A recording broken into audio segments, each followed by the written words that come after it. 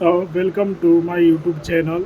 अंकित Kumar Tiwari coaching centre में आप लोगों का हार्दिक हार्दिक अभिनंदन है।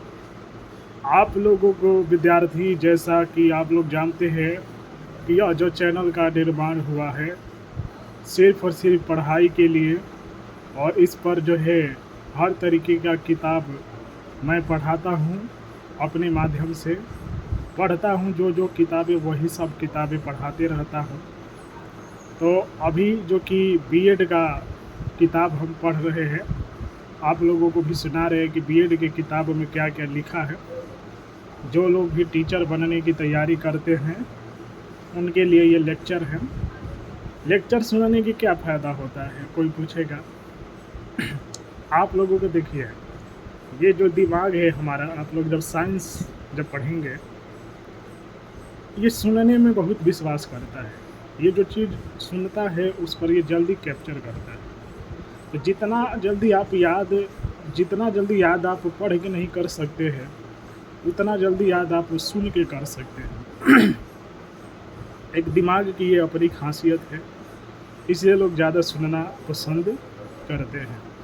तो यदि आप टीचर बनने की तैयारी करते हैं या टीचर हैं, तो लेक्चर सुनेंगे तो आप लोगों को पढ़ाने, प्रश्न लिखने में मदद करेगा। क्या होता है कि जब आप रिटन एग्जामिनेशन में जाएंगे तो लेक्चर सुन के जाते हैं ना, तो क्या होता है कि शब्द, किसी भी प्रश्न अच्छा नंबर लाने के लिए क्या चाहिए, शब्द भंडार आता है सुनने के लिए। तो हम लोगों ने बीएड के जिस क्लासेस शुरू किए थे, इसमें जहाँ तक पढ़े थे, अभिव्यक्ति का सशक्त माध्यम, अपने भावों, विचारों, संवेगों, अनुभव आदि को अभिव्यक्त करते। किसी भी रिटन एग्जामिनेशन को यदि आप क्रैक करना चाहते हैं, मैं देखिए खुद एग्जामिनेशन क्रैक अच्छा नंबर लाना चाहते हैं, कॉपी चेक कर आपको मान लीजिए 5 नंबर में से 5 नंबर दे, तो मेन क्या देखते हैं कि किसी भी प्रश्न में आपने कितना जो कि शब्द भंडार यूज किए हैं, अलग अलग तरीके के शब्दों का यूज किए हैं, यही कॉपी चेक करने वाले देते हैं और उसी के आधार पर आपको अंक दिया जाता है। समय मनुष्य प्रायः भाषा का ही प्रयोग करता है। हमारे मन में उस समय संवेग, भाव आदि अपने आप स्फुरित और व्यक्त होते रहते हैं जब हम बाह्य जगत के साथ अंतःक्रिया कर रहे होते हैं। अपने मन के भावों को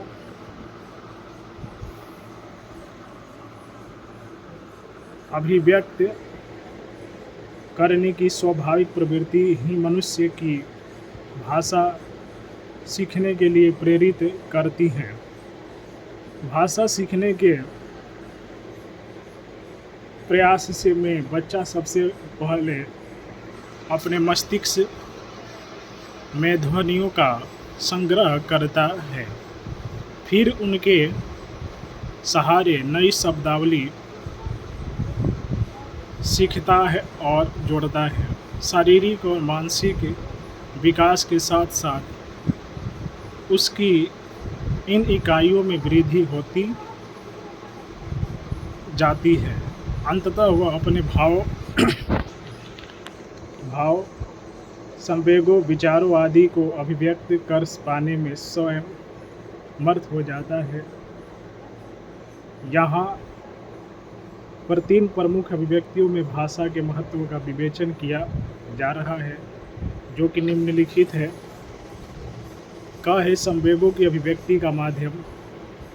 प्रत्येक बालक में जन्म के साथ ही कुछ मूल प्रवृत्तियाँ होती हैं और वह इन्हीं मूल प्रवृत्तियों के बल पर वह बाह्य परिस्थितियों के प्रति अपनी प्रतिक्रिया दर्शाता है। जैसे भूख लगने पर रोना आदि, इसी प्रकार क्रोध भी बालक में मूल प्रवृत्ति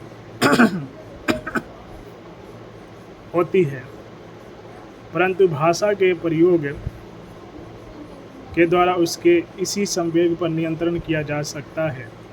उदाहरण के लिए, अत्यंत क्रोध करने वाले बालक के क्रोध को वीर रस की कविताओं की सहायता से देश के शत्रुओं के प्रति रोष में बदला जा सकता है। इसी प्रकार बच्चों को अवसर देकर उन्हें अपने संवेगों को अभिव्यक्त करने में सक्षम बनाया जा सकता है। अतः संक्षेप में कहा जा सकता है कि बालक के विकास में संवेगों का विशेष महत्व होता है और केवल भाषा के माध्यम से ही संवेगों की उचित अभिव्यक्ति संभव है।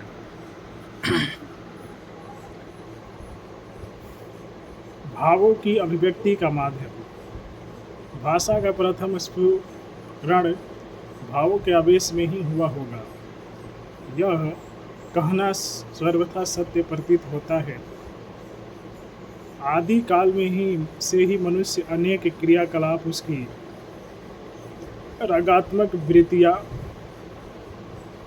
या भावनाओं पर आधारित होते हैं। ऑगडेन और रिचर्ड्स ने भावना और बुद्धि के आधार पर भाषा के दो भेद किए हैं, भावात्मक भाषा और प्रतीकात्मक भाषा। हमारे संवेगों की भाषा को उन्होंने भावात्मक भाषा और चिंतन से युक्त भाषा को प्रतीकात्मक भाषा कहा है। यही भावात्मक भाषा परिष्कृत होकर ललित और कलात्मक साहित्य को जन्म देती है, जिससे आने वाली पीढ़ियों के चरित्र का निर्माण होता है। इस संबंध में पाश्चात्य विद्वान माइकल वेस्टे ने उचित ही कहा है, भाषा का महत्व केवल बौद्धिक रचना में ही नहीं बल्कि चरित्र निर्माण में भी है। संक्षेप में कहा जा सकता है कि बालकों में नैतिकता, चरित्र निर्माण, स्वच्छता आदि जैसे गुणों का विकास करने के लिए जिस साधन का प्रयोग किया जाता है, वह साधन भी भाषा ही है। विचारों की अभिव्यक्ति का माध्यम। पशु पक्षी मूल प्रवृत्तियों की प्रेरणा से परिणाम के बारे में बिना सोचे ही काम करते हैं, जबकि मनुष्य कार्य का परिणाम सोचने के पश्चात उसे करता है। इस सोच विचार को चिंतन भी कहा जा सकता है। वास्तव में चिंतन एक जटिल प्रक्रिया है और यह प्रक्रिया भाषा के माध्यम से ही पूरी होती है। बालक को मूर्त से अमूर्त का ज्ञान देने और उसमें निर्णय करने की क्षमता का विकास करने में भाषा का ही सहयोग किया जाता है। उदाहरण के लिए छोटे बच्चे को गाय, पशु दिखाकर मूर्त रूप में उसके मस्तिष्क में प्रत्यय बनाया जाता है और फिर यह कहकर भाषा के सहयोग से नील गाय भी गाय जैसा जानवर होता है जिसका श्याम रंग होता है, उसे नील गाय से परिचित कराया जा सकता है। आगे है 2 नंबर, सामाजिक एवं सांस्कृतिक अंतःक्रियाओं के लिए आवश्यक। भाषा और समाज तथा भाषा और संस्कृति में प्रगाढ़ संबंध होता है। कुछ विद्वानों ने भाषा को एक सांस्कृतिक तत्व माना है, परंतु सच्चे अर्थों में भाषा संस्कृति का तत्व मात्र नहीं बल्कि समस्त सांस्कृतिक क्रियाकलापों का आधार है। अतः यदि हमें किसी समाज व उसकी संस्कृति की विशेषताओं का अध्ययन करना है, तब सबसे पहले उस समाज की भाषा का अध्ययन करना आवश्यक है। सामाजिक एवं वैचारिक नियमन में उपयोगी विचारों के आदान प्रदान के साथ साथ दूसरों के व्यवहार को नियंत्रित करने, प्रभावित करने में भी भाषा का विशेष महत्व होता है।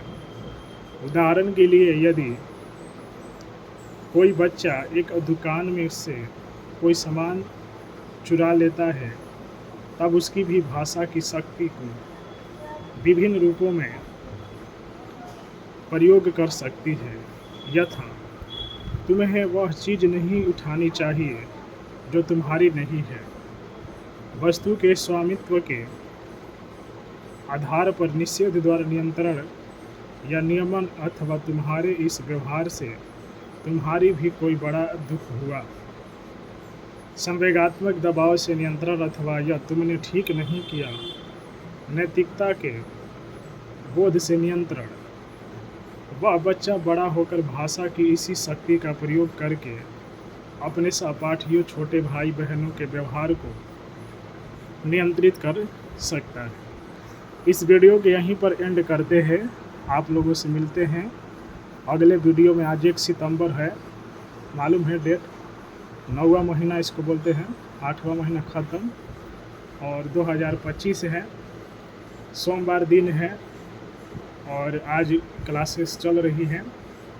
आप लोगों को इस चैनल पर हर तरीके का किताब पढ़ाया जाएगा धीरे धीरे, और वीडियो को लाइक करना है, आप लोगों को शेयर करना है, सब्सक्राइब करना है। आप खुद शिक्षित बने, अपने आसपास के लोगों को शिक्षित करें और चैनल को ज़्यादा से ज़्यादा सब्सक्राइब करके इस चैनल का सब्सक्राइबर 1 लाख करना है और इस कोचिंग इंस्टीट्यूट का बढ़ाना है। जय माता दी, हर हर महादेव, जय श्रीमन नारायण, जय श्री राम, जय श्री कृष्णा, वाहे गुरु जी खालसा, अल्लाह हुआ अकबर। आप लोगों के जितने ही आराध्य देव है सभी लोगों को मैंने नाम ले लिया है। आप लोग जिनके जिनके भक्त हैं कमेंट बॉक्स में लिखिए जय श्री राम, जय श्री परशुराम। इतने भगवान लोग हैं ना। हर हर महादेव।